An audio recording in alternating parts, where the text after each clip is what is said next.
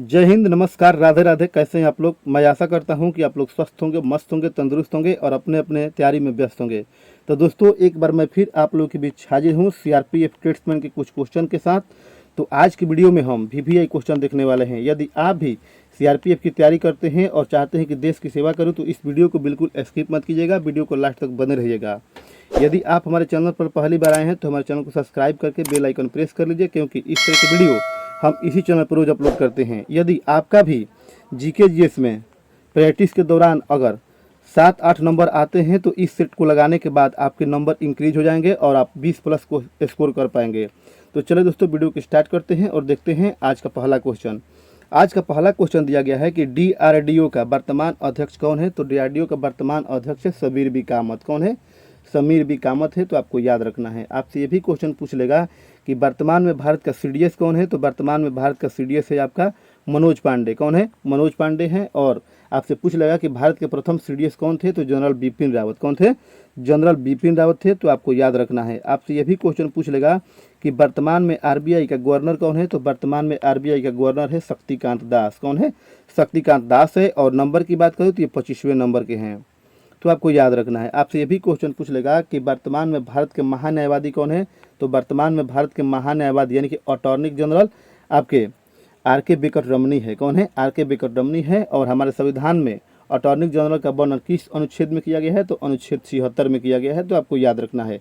इसके अलावा आपसे एग्जाम में ये क्वेश्चन पूछा जाता है कि डीआरडीओ का स्थापना कब हुआ था। तो डीआरडीओ का स्थापना हुआ था 1 जनवरी 1958 ईस्वी को। कब हुआ था? 1 जनवरी 1958 ईस्वी को। तो आपको याद रखना है। और इसके मुख्यालय की बात करूं तो मुख्यालय इसका न्यू दिल्ली में है। कहाँ है? न्यू दिल्ली में है। तो आपको याद रखना है। इसी प्रकार आपसे पूछ सकता है कि इसरो का फुल फॉर्म क्या होता है। तो इसरो का फुल फॉर्म होता है India space research organisation. India space research organisation होता है। तो आपको याद रखना है। आपसे ये भी क्वेश्चन पूछ लेगा कि इसरो का स्थापना कब हुआ था। तो इसरो का स्थापना 15 अगस्त 1969 ईस्वी को हुआ था। कब हुआ था? 15 अगस्त 1969 ईस्वी को हुआ था। और इसके मुख्यालय की बात करूँ तो मुख्यालय इसका बंगलोर में है। कहाँ है? बंगलोर में है। तो आपसे ये भी क्वेश्चन पूछ लेगा कि चंद्रयान किसके द्वारा लॉन्च किया गया था। तो चंद्रयान आपका इसरो द्वारा लॉन्च किया गया था। तो आपको याद रखना है। अगला क्वेश्चन देखते हैं दोस्तों, क्वेश्चन नंबर 2।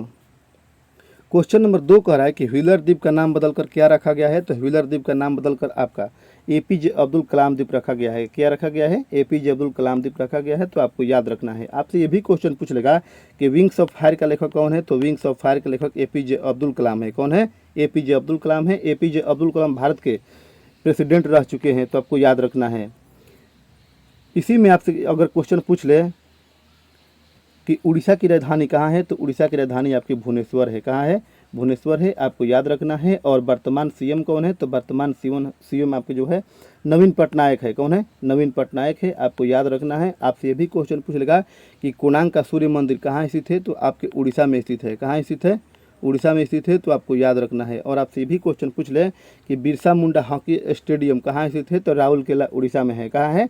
राउरकेला उड़ीसा में स्थित है। तो आपको याद रखना है। आपसे ये भी क्वेश्चन पूछ ले कि बिहार से उड़ीसा कब अलग हुआ था। तो बिहार से उड़ीसा 1936 में अलग हुआ था। कब हुआ था? 1936 में अलग हुआ था। और इलाहाबाद का नाम बदलकर क्या रखा गया है। तो प्रयागराज रखा गया है। क्या रखा गया है? प्रयागराज रखा गया है। तो आपको याद रखना है। आपसे ये भी क्वेश्चन पूछ लेगा कि मुगल सराय का नया नाम क्या रखा गया है। तो मुगल सराय का नया नाम आपका पंडित दीनदयाल उपाध्याय रखा गया है। क्या रखा गया है? पंडित दीनदयाल उपाध्याय रखा गया है। तो आपको याद रखना है। और इंदिरा आवास का नाम बदलकर क्या रखा गया है। तो प्रधानमंत्री आवास योजना। क्या रखा गया है? प्रधानमंत्री आवास योजना रखा गया है। तो आपको याद रखना है। और मोटेरा स्टेडियम का नाम बदलकर क्या रखा गया है। तो नरेंद्र मोदी स्टेडियम। क्या रखा गया है? नरेंद्र मोदी स्टेडियम रखा गया है। तो आपको याद रखना है। अगला क्वेश्चन देखते हैं दोस्तों, क्वेश्चन नंबर 3। क्वेश्चन नंबर 3 कह रहा है कि एकाथा युद्ध अभ्यास किसके किसके बीच होता है। तो एकाथा युद्ध अभ्यास आपका भारत और मालदीव के बीच होता है। किसके बीच होता है? भारत और मालदीव के बीच होता है। और आपसे भी क्वेश्चन पूछ लेगा कि मालदीव का कैपिटल कहाँ है। तो क्या मालदीव का कैपिटल जो है आपका माले है। कहाँ है? माले है। तो आपको याद रखना है। आपसे ये भी क्वेश्चन पूछ लेगा कि सूर्य किरण किसके किसके बीच होता है। तो सूर्य किरण युद्ध अभ्यास भारत और नेपाल के बीच होता है। किसके बीच होता है? भारत और नेपाल के बीच होता है। तो आपको याद रखना है। इसके भी कुछ महत्वपूर्ण बिंदु है, जैसे कि आपसे एग्जाम में पूछ लेगा कि एक्यूवेरियन युद्ध अभ्यास किसके किसके बीच होता है। तो एक्यूवेरियन युद्ध अभ्यास जो है भारत और मालदीव के बीच होता है। किसके बीच होता है? भारत और मालदीव के बीच होता है। और आपसे ये भी क्वेश्चन पूछ लेगा कि संप्रीति युद्ध अभ्यास किसके किसके बीच होता है, तो भारत और बांग्लादेश के बीच, किसके बीच, भारत और बांग्लादेश के बीच होता है। और आपसे ये भी क्वेश्चन पूछ लेगा कि सिम्बेक्स युद्ध अभ्यास किसके बीच होता है, तो सिंगापुर और इंडिया के बीच, किसके बीच, सिंगापुर और इंडिया के बीच होता है, तो आपको याद रखना है। आपसे ये भी क्वेश्चन पूछ लेगा कि बोल्ड कुरुक्षेत्र किसके किसके बीच होता है, तो सिंगापुर और इंडिया के बीच भी बोल्ड कुरुक्षेत्र भी होता है। आपसे ये भी क्वेश्चन पूछ ले कि सिटबेक्स किसके किसके बीच होता है, तो सिंगापुर, इंडिया और थाईलैंड के बीच होता है, तो आपको याद रखना है। इसी में आपसे पूछ सकता है कि मित्र शक्ति किसके किसके बीच होता है, तो भारत और श्रीलंका के बीच, किसके बीच, भारत और श्रीलंका के बीच मित्र शक्ति होता है, तो आपको याद रखना है। और आपसे ये भी क्वेश्चन पूछ लेगा कि सूर्य किरण किसके बीच होता है, तो भारत और नेपाल के बीच, किसके बीच, भारत और नेपाल के बीच होता है, तो आपको याद रखना है। और डस्टलिक युद्ध अभ्यास किसके किसके बीच होता है, तो डस्टलिक भारत और उज्बेकिस्तान के बीच होता है, किसके बीच होता है, भारत और उज्बेकिस्तान के बीच होता है। और सरधावा बीएसएफ का, किसका है, बीएसएफ का युद्ध अभ्यास है, तो आपको याद रखना है। अगला क्वेश्चन देखते हैं दोस्तों, क्वेश्चन नंबर 4। क्वेश्चन नंबर 4 कह रहा है कि ट्यूलिप गार्डन किस राज्य में स्थित है, तो ट्यूलिप गार्डन आपका जम्मू कश्मीर में स्थित है। कहाँ स्थित है, जम्मू कश्मीर में होता है। और आपसे ये भी क्वेश्चन पूछ लेगा कि ट्यूलिप फेस्टिवल भी जम्मू कश्मीर में मनाया जाता है, तो आपको याद रखना है। आपसे ये भी क्वेश्चन पूछ लेगा कि 2011 के जनगणना के अनुसार भारत का सबसे बड़ा जनसंख्या वाला राज्य कौन सा है, तो आपका उत्तर प्रदेश है। कौन है, उत्तर प्रदेश है। और आपसे भी क्वेश्चन पूछ लेगा कि किस राज्य में वन का प्रतिशत सबसे अधिक है, तो आपके मध्य प्रदेश में। कहाँ है, मध्य प्रदेश में है, तो आपको याद रखना है। और आपसे भी क्वेश्चन पूछ लेगा कि सबसे कम साक्षरता दर वाला राज्य कौन सा है, तो आपका बिहार है। कौन है, बिहार है। इसके भी कुछ महत्वपूर्ण बिंदु देख लेते हैं। जैसे कि आपसे पूछा जाता है कि भारत का सबसे ऊंचा बांध कौन सा है, तो भारत का सबसे ऊंचा बांध आपका टिहरी बांध है। कौन है, टिहरी बांध है। और टिहरी बांध कहाँ है, तो आपके उत्तराखंड में है। कहाँ है, उत्तराखंड में है। और किस नदी पर है, तो भागीरथी नदी पर है। आपसे ये भी क्वेश्चन पूछ लेगा कि भारत का सबसे लंबा बांध कौन है, तो भारत का सबसे लंबा बांध हीराकुंड बांध है। कौन है, हीराकुंड बांध है। और आपसे भी क्वेश्चन पूछ लेगा कि हीराकुंड बांध किस राज्य में स्थित है, तो आपके उड़ीसा में स्थित है। कहाँ है, उड़ीसा में स्थित है। और आपसे ये भी क्वेश्चन पूछ लेगा कि हीराकुंड बांध किस नदी पर बनाया गया है, तो हीराकुंड बांध जो है आपका महानदी पर बनाया गया है। किस नदी बनाया गया है, महानदी बनाया गया है, तो आपको याद रखना है। आपसे भी क्वेश्चन पूछ लेगा कि श्रीनगर किस नदी किनारे स्थित है, तो श्रीनगर आपकी झेलम नदी किनारे स्थित है। किस नदी किनारे स्थित है, झेलम नदी किनारे स्थित है। और भारत का हृदय किसको कहते हैं, तो भारत का हृदय हम कहते हैं जम्मू कश्मीर को। किसको कहते हैं, जम्मू कश्मीर को कहते हैं, तो आपको याद रखना है। और श्रीनगर का स्थापना किसने किया था, तो श्रीनगर का स्थापना आपका अशोक ने किया था। किसने किया था, अशोक ने किया था, तो आपको याद रखना है। अगला क्वेश्चन देखते हैं दोस्तों, क्वेश्चन नंबर 5। ये क्वेश्चन जो है आपके लिए बहुत ही वीवीआई है, क्योंकि ये क्वेश्चन एग्जाम में जरूर कहीं ना कहीं पूछेगा, क्योंकि ये करंट का क्वेश्चन है। क्वेश्चन नंबर 5 कह रहा है कि बीपर जो है चक्रवात किस राज्य में आने वाला है, तो ये आपके गुजरात में आने वाला है। कहाँ आने वाला है, गुजरात। और इसके साथ ही महाराष्ट्र में आने वाला है, तो आपको याद रखना है। ये जो है एक प्रकार का चक्रवात है। इसके भी कुछ महत्वपूर्ण बिंदु देख लेते हैं दोस्तों। जैसे कि आपसे पूछ लेगा कि इसका नामकरण किसके द्वारा किया गया है, तो बांग्लादेश के द्वारा। किसके द्वारा, बांग्लादेश के द्वारा किया गया है। और ये किस सागर में आने वाला है, तो अरब सागर में आने वाला है। किस सागर में, अरब सागर में आने वाला है, तो आपको याद रखना है। बिल्ली बिल्ली कहाँ की हवा है, तो ये आपका ऑस्ट्रेलिया का है। कहाँ का है, ऑस्ट्रेलिया का है। अब आपके पाकिस्तान का, किसका है, पाकिस्तान का, तो आपको याद रखना है। अगला क्वेश्चन देखते हैं दोस्तों, क्वेश्चन नंबर 6। क्वेश्चन नंबर 6 कह रहा है कि पहलपुर शिव मंदिर किस राज्य में स्थित है, तो आपके असम में स्थित है। कहाँ स्थित है, असम में स्थित है, तो आपको याद रखना है। आपसे ये भी क्वेश्चन पूछा जा सकता है कि कोणार्क का सूर्य मंदिर कहाँ स्थित है, तो आपके उड़ीसा में स्थित है। कहाँ स्थित है, उड़ीसा में स्थित है, तो आपको याद रखना है। इसका कुछ महत्वपूर्ण बिंदु भी देख लेते हैं। जैसे कि आपसे पूछ लेगा कि असम का वर्तमान सीएम कौन है, तो असम का वर्तमान सीएम है हेमंत बिस्वा शर्मा। कौन है, हेमंत बिस्वा शर्मा है, तो आपको याद रखना है। आपसे ये भी क्वेश्चन पूछ लेगा कि असम की राजधानी कहाँ है, तो असम की राजधानी आपकी दिसपुर है। कहाँ है, दिसपुर है। और कामाख्या माता मंदिर कहाँ है, तो कामाख्या माता मंदिर भी आपका असम में है। कहाँ है, असम में है। और आपसे भी क्वेश्चन पूछ लेगा कि भारत में शक्तिपीठों की संख्या कितना है, तो भारत में शक्तिपीठों की संख्या 51 है, जिसमें से एक आपका कामाख्या माता मंदिर भी है। आपसे ये भी क्वेश्चन पूछ लेगा कि अम्बुबाची का मेला कहाँ लगता है, तो अम्बुबाची का मेला भी आपका असम में लगता है। कहाँ लगता है, असम में लगता है, आपको याद रखना है। और आपसे ये भी क्वेश्चन पूछ लेगा कि असम का लोक नृत्य क्या है, तो असम का लोक नृत्य आपका बिहू है। कौन सा है, बिहू है, तो आपको याद रखना है। अगला क्वेश्चन देखते हैं दोस्तों, क्वेश्चन नंबर 7। क्वेश्चन नंबर 7 कह रहा है कि मुख्यमंत्री सीखो कमाओ योजना किस राज्य में लागू किया गया है? तो आपके मध्य प्रदेश में लागू किया गया है। किस राज्य में लागू किया गया है? मध्य प्रदेश में लागू किया गया है। तो आपसे ये भी क्वेश्चन पूछ लेगा कि वर्तमान में मध्य प्रदेश के सीएम कौन है? तो शिवराज सिंह चौहान है। कौन है? शिवराज सिंह चौहान है। तो आपको याद रखना है। आपसे ये भी क्वेश्चन पूछा जा सकता है कि सबसे अधिक रबड़ का उत्पादन कौन सा राज्य करता है? तो आपका केरल करता है। कौन करता है? केरल करता है। और आपसे भी क्वेश्चन पूछा जा सकता है कि सबसे अधिक लीची का उत्पादन कौन सा राज्य करता है? तो बिहार करता है। कौन करता है? बिहार करता है। और सबसे अधिक जूट का उत्पादन कौन सा राज्य करता है? तो आपका पश्चिम बंगाल करता है। कौन करता है? पश्चिम बंगाल करता है। तो इसके भी कुछ महत्वपूर्ण बिंदु देख लेते हैं। जैसे कि आपसे पूछेगा कि मध्य प्रदेश की राजधानी कहाँ है? तो मध्य प्रदेश की राजधानी आपका भोपाल है। कहाँ है? भोपाल है। तो आपको याद रखना है।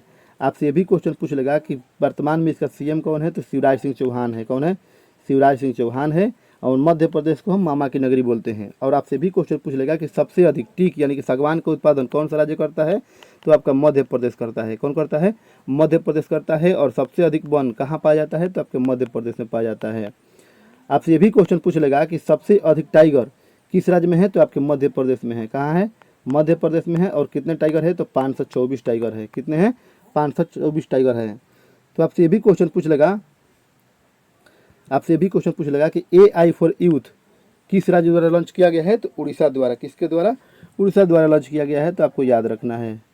आपसे ये भी क्वेश्चन पूछ लगा गया है चिरंजीवी योजना कहाँ से लॉन्च किया गया है? तो आपके राजस्थान से लॉन्च किया गया है। कहाँ से किया गया है? राजस्थान से लॉन्च किया गया है। मो बस सेवा कहाँ से किया गया है? तो आपके उड़ीसा से किया गया है। आपसे भी क्वेश्चन पूछ लगा कि मुख्यमंत्री वन संपदा योजना कहाँ से लॉन्च किया गया है? तो आपके छत्तीसगढ़ से। कहाँ से किया गया है? छत्तीसगढ़ से लॉन्च किया गया है। तो आपको याद रखना है। अगला क्वेश्चन देखते हैं दोस्तों, क्वेश्चन नंबर 9। क्वेश्चन नंबर 9 कह रहा है कि विटामिन का खोज किसने किया था? तो विटामिन का खोज आपका फंक ने किया था। किसने किया था? फंक ने किया था। तो आपको याद रखना है। आपसे भी क्वेश्चन पूछ लेगा कि गति का नियम किसने दिया था? तो गति का नियम आपका न्यूटन ने दिया था। किसने दिया था? न्यूटन ने दिया था। और ऑक्सीजन का खोज किसने किया था? तो ऑक्सीजन का खोज आपका प्रिस्टले ने किया था। किसने किया था? प्रिस्टले ने किया था। और आपसे ये भी क्वेश्चन पूछ लेगा कि उत्प्लावन बल का सिद्धांत किसने दिया था? तो आर्किमिडीज ने दिया था। इसके भी कुछ महत्वपूर्ण बिंदु देख लेते हैं। जैसे कि आपसे पूछ लेगा कि विटामिन ए का रासायनिक नाम क्या होता है? तो विटामिन ए का रासायनिक नाम रेटिनल होता है। क्या होता है? रेटिनल होता है। और ये विटामिन हमारे आंखों के लिए अच्छा होता है। आपसे ये भी क्वेश्चन पूछ लेगा कि विटामिन ए की कमी से कौन सा रोग होता है? तो विटामिन ए की कमी से हमारे आंखों में रतौंधी होता है। क्या होता है? रतौंधी होता है। तो आपको याद रखना है। और आपसे भी क्वेश्चन पूछ लेगा कि विटामिन ए का सबसे अच्छा स्रोत क्या है? तो विटामिन ए का सबसे अच्छा स्रोत आपका पका आम है। और इसके साथ साथ आपका गाजर भी है। तो आपको याद रखना है। आपसे ये क्वेश्चन पूछ लेगा कि विटामिन B1 का रासायनिक नाम क्या है? तो विटामिन B1 का रासायनिक नाम आपका थायमिन होता है। क्या होता है? थायमिन होता है। तो आपको याद रखना है। और इस विटामिन की कमी से कौन सा रोग होता है? तो आपका बेरी बेरी होता है। कौन होता है? बेरी बेरी होता है। तो आपको याद रखना है। इसी में आपसे पूछ लेगा कि विटामिन सी का रासायनिक नाम क्या है? तो विटामिन सी का रासायनिक नाम होता है आपका एस्कॉर्बिक एसिड। क्या होता है? एस्कॉर्बिक एसिड होता है। तो आपको याद रखना है। और इस विटामिन की कमी से क्या होता है? तो इस विटामिन की कमी से एस्कॉर्बिक रोग होता है, जिसमें हमारे दांत और मसूड़ों से खून आने लगता है। तो आपको याद रखना है। और विटामिन सी का अच्छा स्रोत क्या है? तो विटामिन सी का अच्छा स्रोत आपका जो है आंवला है। क्या है? आंवला है। तो आपको याद रखना है। आपसे ये भी क्वेश्चन पूछ सकता है कि विटामिन डी का रासायनिक नाम क्या है? तो विटामिन डी का रासायनिक नाम जो होता है आपका कैल्सीफेरॉल होता है। क्या होता है? कैल्सीफेरॉल होता है। तो आपसे भी क्वेश्चन पूछा जा सकता है कि विटामिन डी की कमी से कौन सा रोग होता है? तो आपका सूखा रोग होता है। क्या होता है? सूखा रोग होता है। तो आपको याद रखना है। और आपसे भी क्वेश्चन पूछ लेगा कि विटामिन ई का रासायनिक नाम क्या है? तो विटामिन ई का रासायनिक नाम आपका टोकोफेरॉल होता है। क्या होता है? टोकोफेरॉल होता है। तो आपको याद रखना है।